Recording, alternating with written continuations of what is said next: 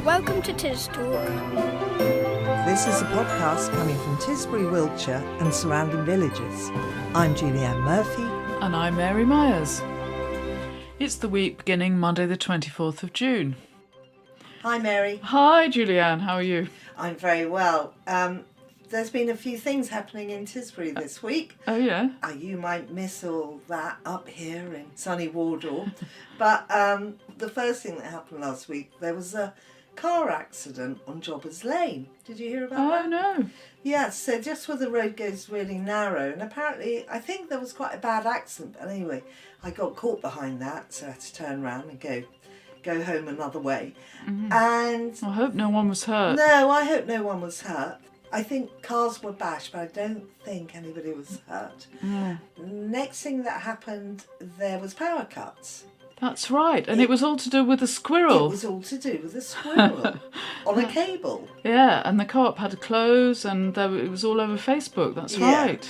And then Thursday night, the co-op was burgled. Oh, it was 3 a.m. Yes. Do we know anything about who did it? What was stolen? All I know is that my husband couldn't get into the co-op in the morning because they were waiting for the police to arrive. On a Friday morning. On Friday morning. So that's kind of strange, isn't it? Yeah, maybe 3 bad luck things happening to Tisbury. That's it now. Yeah, hopefully that's it. It's over for the summer. On this week's show, we start with Mary talking to local Tisbury man Andrew Wainwright, whose adventures 50 years ago in a Land Rover with 3 friends has now been turned into a book. We travelled over 40 countries, different countries around Africa, Amazing. Asia and Europe. Amazing. And how old were you? All of us were 22 years old. Wow, what an adventure. Yeah. Next, I interview Nick about his new fish and chip shop on the High Street. So, and then they can have their fish and chips. Okay. They can have their scampi, chicken nuggets, chicken burger, beef burger, and then plus jumbo sausage. The Labour candidate Matt Aldridge lays out his stall for Tis Talk listeners.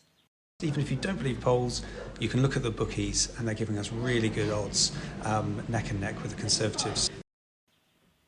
And after that bit of politics, we cool right down with Rosie Buck in her garden and with her bees.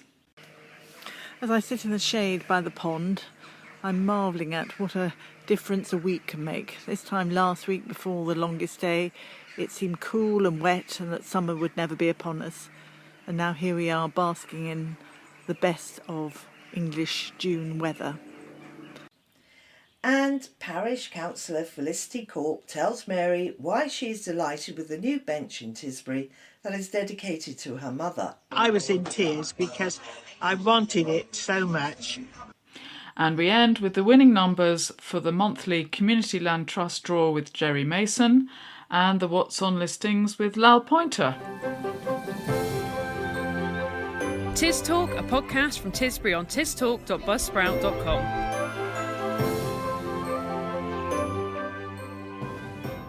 I'm with Andrew Wainwright in his home in Paradise Meadow. Hello, Andrew. Welcome to Tis Talk. Hello, how are you? Very well, thank you. Thanks for coming on Tis Talk. Now, I hear you've published a book recently. Can you tell us all about it? Yes, this is the most extraordinary story, which was 50 years ago, probably a little bit more, 1969, 1970, in a Land Rover where we went out through Europe, Asia and then to Africa. And it's called 3 Men in a Land Rover. And how long was the trip, Andrew? It was 9 months. This is telling a story of 3 friends who set up this expedition, and we got involved with the United Nations Association, and they'd say this was journey of a lifetime. You know, the whole world was just so much straightforward. We travelled over 40 countries, different countries around Africa, Amazing. Asia and Europe. Amazing. And how old were you at the time? All of us were 22 years old. Wow, what an adventure. Yeah.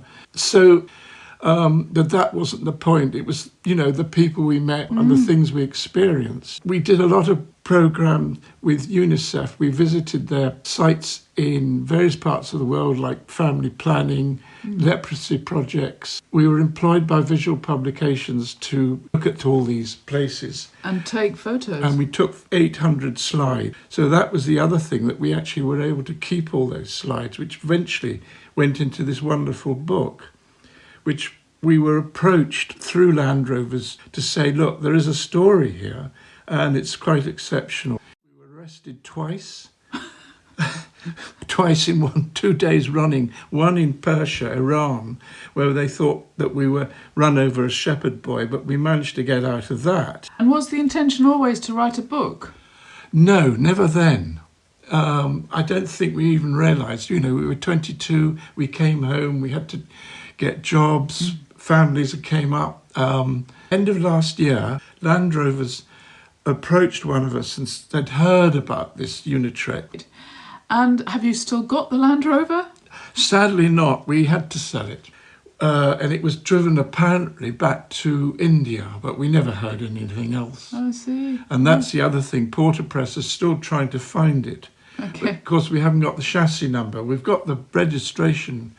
So where can people find this book? Where can people buy it? Well, at the moment, it's through the Porterpress publishers. Porter Press International. Right. So people can look that up on yes. the internet, and I imagine it's on Amazon and all. It's now in Amazon. It's now in Amazon, also in America now. Right. There is a video on Facebook, I think, also, and then all sorts of little people coming out now as they're discovering it. I see. Okay. Now, Andrew, can we turn to you and your life here in this area?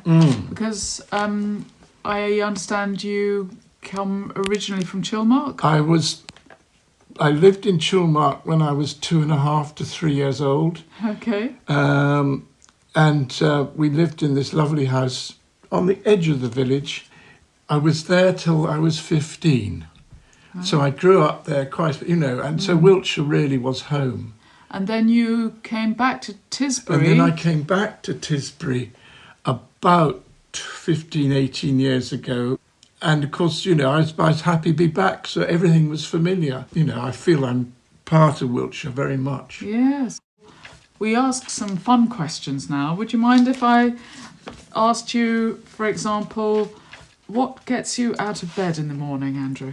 I was a professional gardener, so I always had to be up early. And I think, with being out in the outside world, I think that always got me up in the mornings. Right, okay, great. And what would be your favourite disc you'd take to a desert island? There was this particular song that, first of all, we heard it when we were painting the Land Rover. We had to spray it white with all the insignia.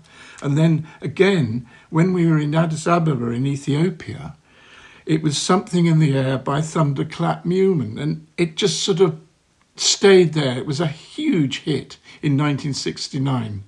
And a great song. I'm sure all of us remember it from that sort of age. And how about your favourite local view around here, Andrew?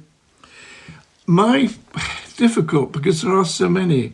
But in Tisbury, what is interesting is you go along the avenue and you look down towards the railway line, and there were all these willows that were planted. I remember walking through them when they were just put in, and now they're just sort of huge feet high, and there's this sort of plantation of willows, and it's a most fantastic sight. And I think they're going to be made into cricket bats. How about your likes and dislikes about Tisbury? Tisbury, everybody's always smiling here.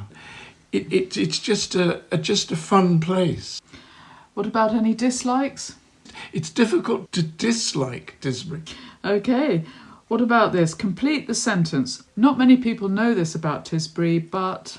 Well, we have a lot of authors, and even in Beaton's, they promote authors and local people, promoting books. And here we are, another one, 3 Men and a Land Rover. Fantastic.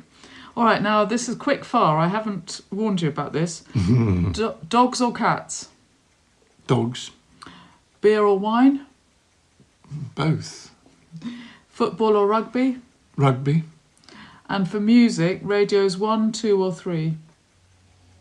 Radio 3. Okay, thank you very much, Andrew. Pleasure. Lovely to talk to you. Thank you.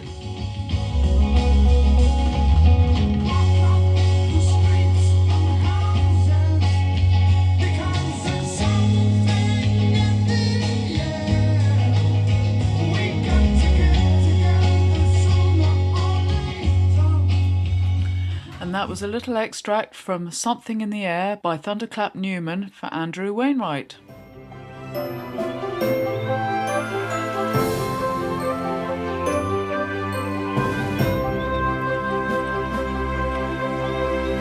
Now we continue in our series of interviews with party political candidates for the forthcoming elections, and this time it's Labour's turn. Well, I'm here in Beatons with Matt Aldridge for Labour. Hello, Matt. Hi, thank you very much for inviting me. So, our first question is, what are your chances, do you think? Because John Glenn, for the Tories, wants to keep this a Tory seat, but Labour is high in the polls nationally. What are your chances here locally?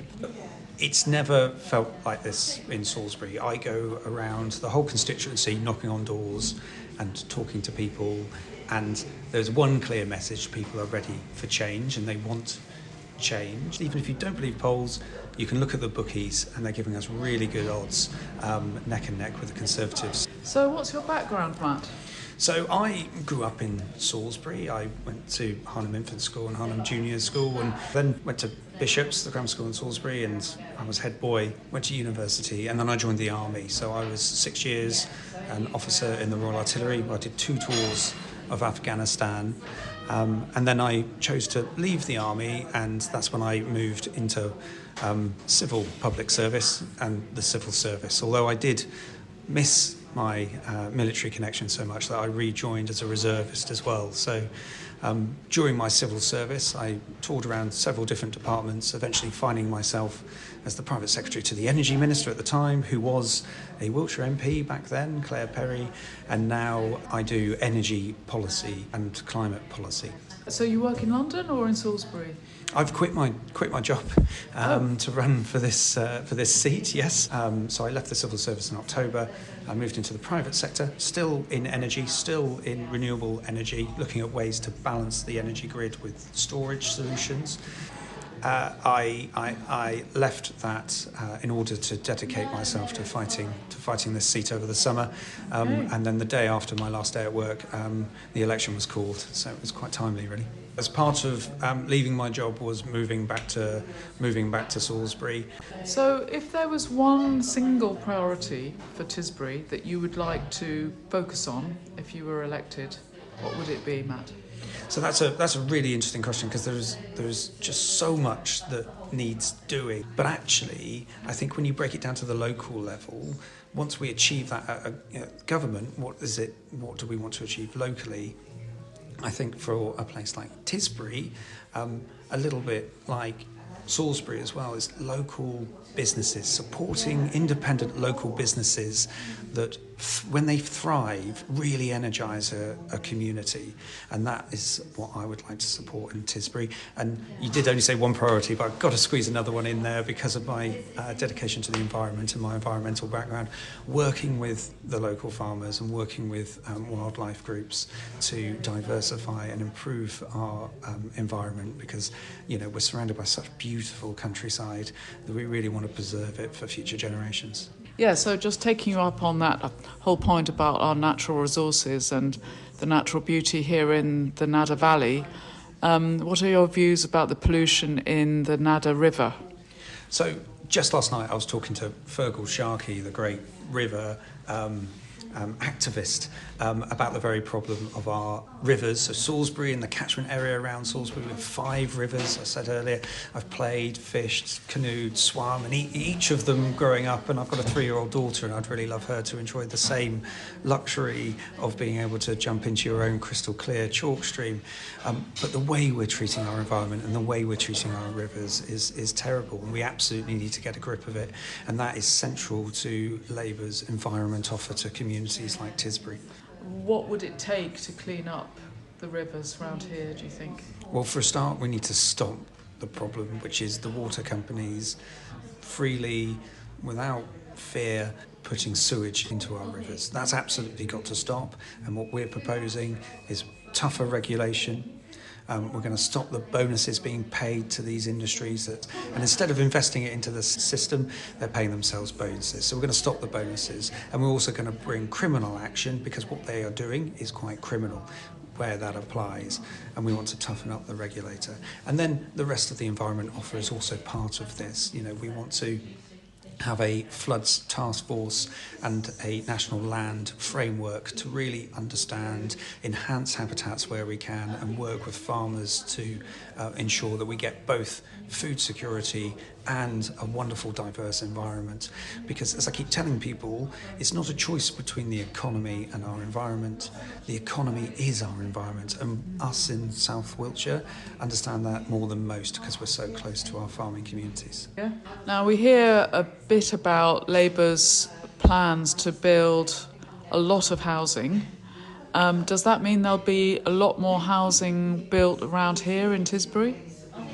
So, if Labour get in, that is. So you're quite right. We're looking at the national planning framework, and we're looking at how planning works, and that is a very clogged up and bureaucratic system at the minute, which is preventing so much economic development around the country. I think it's a better use of what we got, and then where we can't put the housing in, actually finding places where it would make sense and where it would work. And I'd just like to add to that, our plan includes a plan for infrastructure to go alongside all of this, because without the schools or the GP surgeries or the roads or the leisure centres or the natural environment that needs to be enhanced to go alongside it, you can't keep adding homes, which is what's happening at the moment. So I would see it more as an opportunity to look at areas that you can develop, which are already grey areas, rather than building on the countryside wholesale. Yeah, okay. Well, thank you very much, Matt. Follow us on Instagram at Tis Talk Radio.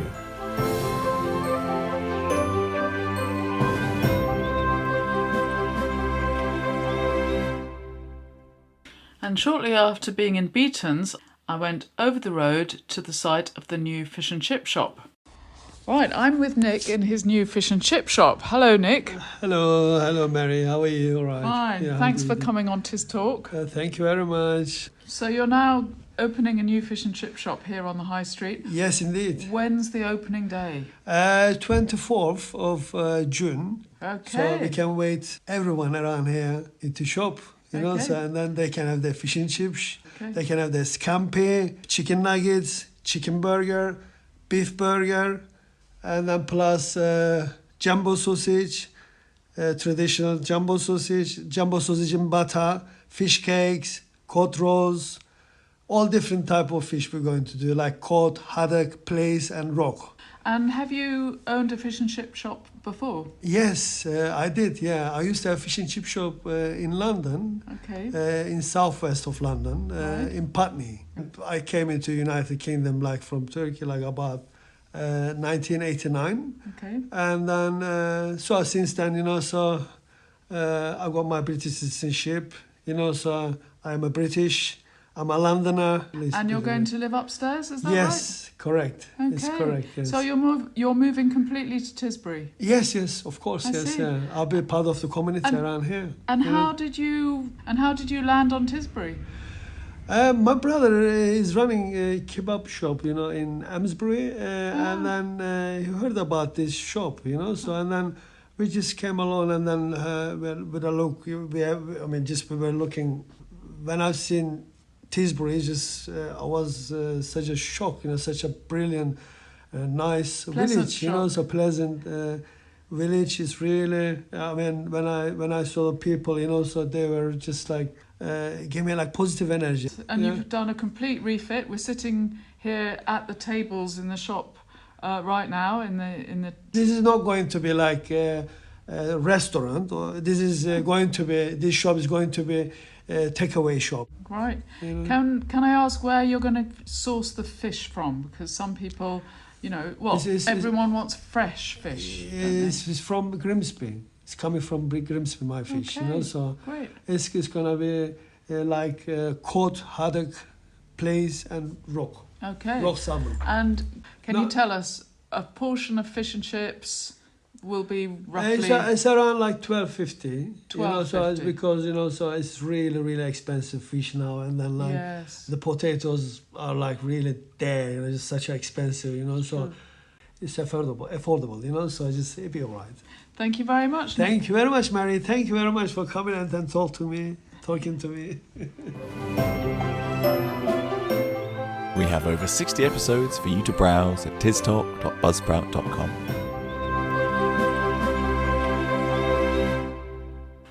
Next, Rosie Bark is in her garden. As I sit in the shade by the pond, I'm marvelling at what a difference a week can make. This time last week, before the longest day, it seemed cool and wet and that summer would never be upon us. And now here we are basking in the best of English June weather. When it was cool and wet, it seemed like a lot of seedlings were never really going to get going, particularly the vegetables that sort of sat there and seemed to sit and sulk and not do anything. Hopefully now that we've got this bit of warmth, things will be able to rump away a little bit more. My tomatoes I've been quite late with, but now is a good time to really pinch out the side shoots. So those little shoots that come out almost in the elbow between the stem and the shoots coming out the side. And this means that the tomatoes can put their energy into creating fruit rather than putting all their energy into green growth.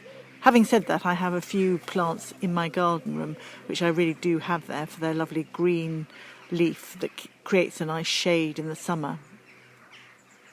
Something that's done terribly well, though, in the cool and wet has been the slugs and snails. And I think this is something that's been echoed, certainly local gardeners, but also nationwide. And one of the things that I do to try and control the slug and snail population is to put out beer traps. So I pour a little bit of the dregs of beer into glass ramekins, like those ones that you get puddings in, and I dot them sort of slightly into the soil. And the slugs and snails get very attracted to them, and I always think have quite a happy end. Something that's also been doing very well have been the weeds because of all the wet, and even now it's turned beautifully sunny. The ground is still relatively moist for this time of year, which has the bonus that you can pull the weeds out very easily. And then thoughts turn to staking those perennials that now don't have anything holding them up once you've removed the weeds from around them. Another thing that's done really well this year have been the bees. I had a bit of a crisis earlier on in the year, in winter, when the person I was beekeeping with had an anaphylactic reaction to a bee sting. She's perfectly fine now, but I certainly felt quite rattled by the experience and thought I couldn't really carry on keeping bees. So a friend who has kept bees in the past very kindly took my 2 strong colonies. So I drove those in a car, wearing my bee suit, to Mere and happily deposited them there. And then I was left with a very small colony, one that had swarmed relatively late last summer. And I just couldn't bear the thought of not having any bees in the garden. So I thought, well, they're a small colony, I'll leave them well alone and they can do their own thing at the bottom of the garden. Having said that, they have done very well indeed, and in fact has swarmed a couple of times. So the first is a prime swarm where the old queen goes off with some of her loyal bees. And then we also got a cast, which is actually a virgin queen that has hatched out and again goes off with another lot of the bees before another queen will hatch out who might do her in. But in spite of having had those two swarms, which a friend came and took one home for himself and then put another one in a spare hive I had here, I've got a reasonable crop of honey. So why you take a spring crop of honey is because if the bees have had been taking nectar from rape, it can set very solid. Not only does that mean you can't extract it very easily later in the year, but they also can't access it. And so it's a bit like a spring clean. But I didn't seem to have any hard honey in there, and I got about 20 jars, which was very pleasing, seeing as it was only one quite small colony. And the wisteria had been out just before I did the spinning, so that means that I fancy it's got quite a lovely aroma of wisteria in this spring crop of honey. So I've put the supers, as they're called, which are the boxes that have the frames in that you've spun the honey out of, back onto the beehive, and now they're happily filling it up again, ready for themselves, but also maybe if there is some excess, another harvest later on in the year. This time of year, it's always a good idea to leave some for the bees because it's what's called the June gap between when you have the blossom and that type of thing out and before the real flowers like the lavenders and things like that really get going. Having said that, they're all very happily buzzing in the garden. So, along with weeding and pinching out and spinning honey, I'm also really appreciating sitting here, really savouring these long days of June and the real English summer. Find us on Facebook at Tis Talk Listeners and Fans. Now here's Jerry Mason with some winners. These are the results for the June prize draw for the Nadder Community Land Trust 200 Club. Third prize of £25 went to member number 61. The second prize of £50 went to member number 31. And the first prize of £100 went to member number 54. All the members are being contacted and their prizes will be with them shortly. If you'd like to become a member of the 200 Club, membership is £5 per month. We do a monthly prize draw with prizes levels doubled in December. And you can contact us at www.naddercommunitylandtrust.org.uk or by email to treasurer@nadderclt.org. Thanks very much. We have over 60 episodes for you to browse at tistalk.buzzsprout.com. Now you might have noticed a new bench just below the parish rooms, halfway up the high street.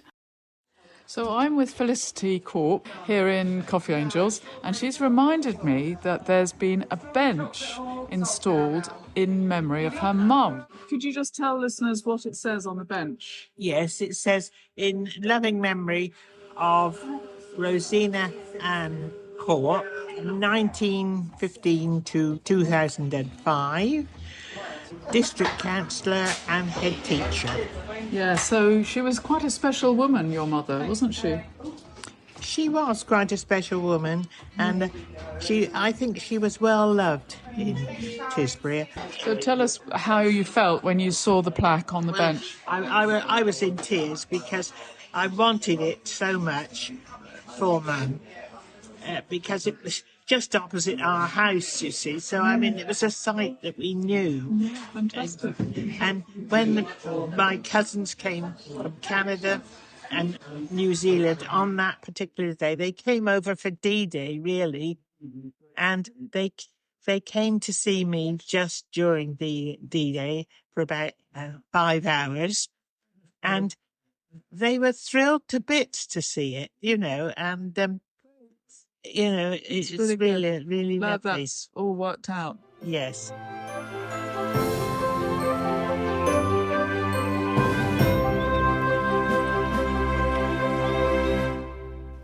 And we end with the What's Ons with Lau Pointer. Here's what's on in Tisbury and the Nadder Valley for the week beginning Monday the 24th of June. On Monday the 24th, there will be an evening walk near Sutton Mandeville with the Tisbury Footpath Club, leaving the Nadder Close car park at 6:10. Please contact the walk organiser, who is Tony Fordham, to book your place on this walk, and do it by email at andcfordham@gmail.com or text 07484 711 267. On Tuesday the 25th, the Carer Cafe for Carer Support Wiltshire will take place in Beatons from 10:30am to 12 noon. Also on Tuesday, the Tisbury Flower Group is having its annual garden party. Email blwatson4@gmail.com. On Wednesday the 26th, the Tisbury Memory Group has an interesting sounding presentation about the author Georgette Heyer by Jennifer Closter, who is a world authority on her. This starts at Hinton Hall at 10 a.m. Also on Wednesday, the Tisbury Gardening Club Summer Show takes place at the Victoria Hall starting at 8 p.m. There will be roses, sweet peas, plant stall, teas and coffees and a raffle. All are welcome. On Thursday the 27th, there is a session for the Wiltshire Social Group at the Nada Centre from 11 a.m. to 1 p.m. On Friday the 28th, it's Family Friday at the Methodist Church from 2:30 to 4:30 p.m.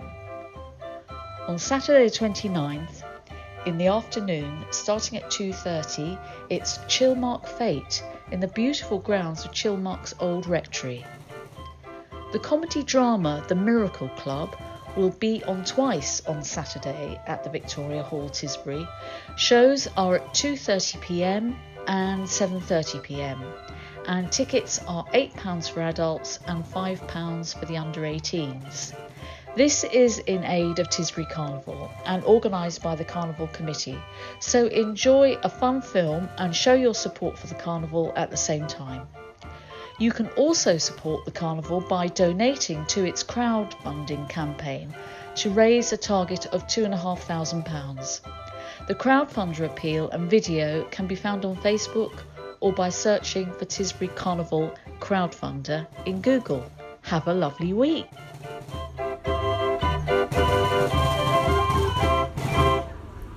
That's all from us. We've been Julianne Murphy and Mary Myers. So do listen in next week for more stories from Tisbury. Bye-bye.